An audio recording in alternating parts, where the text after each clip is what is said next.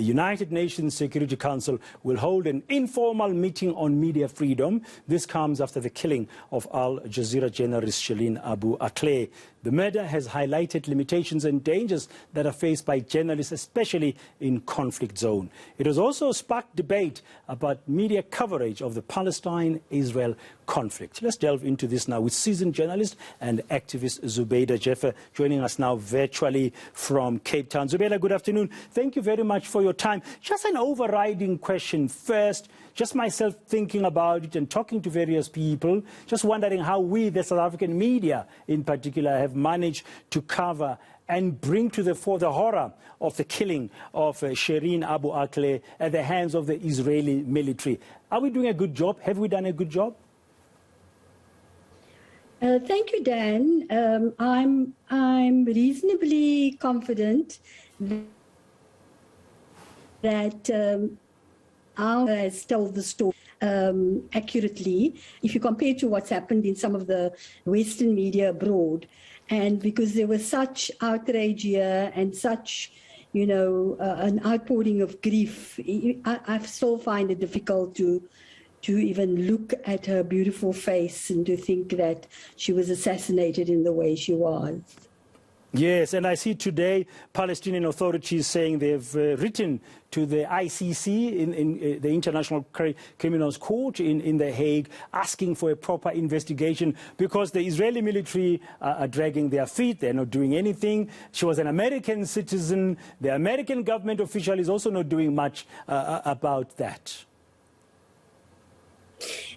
I would be wonderfully surprised. I mean, I would be very pleased if action is taken in, you know, around this matter, and if this matter were to be heard at the International Criminal Court. But quite frankly, I have very little faith that this would happen, because what we've seen, and especially I think with the recent war between Russia and the Ukraine, we have seen the double standards that are at play with the international media, that objectivity and accuracy flown out of the window, because you listen to one channel and you get a completely different view to another channel. So with the Palestinian issue, I mean, it's been horrific for many years, and but this is a blatant.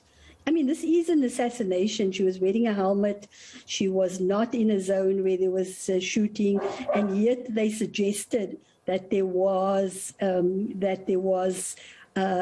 she was caught in fire, or there were clashes, because the approach of the Israelis have always been to put doubt in the minds of the public and to spin a story before it even gets, you know, to the point where it's reported on.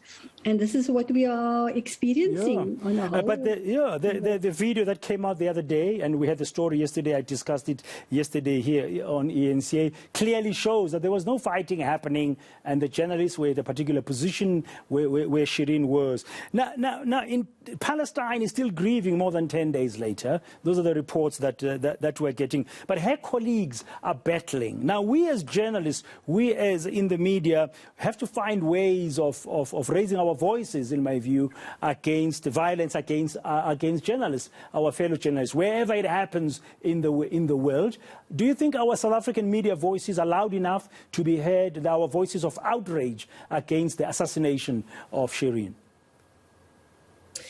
I'm very pleased that you are raising the matter. It has been raised on other shows as well, and on the radio, newspapers. But I do think we must take a far stronger stand, because it's, you know, she was a journalist for 25 years. She was loved very widely in the Middle East, and it's not a matter of a journalist being caught in crossfire. The New York Times said that, reported on the day that she died, that they just reported that Shireen dies at age 51 or something. I mean, it's such a travesty of justice that they had to change the headline eventually, because it wasn't that Shireen dies at age 51. It was Shireen was shot in the head by a sniper, from an Israeli sniper. And she died instantly. And I mean, there's such double standards that with the Palestinians, that I do think we must find a way to put our names out there, to clearly say, look, this must go to the International Criminal Court. This must be punished fully. The man who did it must be held to account, and that we are not going to support this. Yeah, in less than a minute, I just want your view. Her colleagues in Al Jazeera are saying that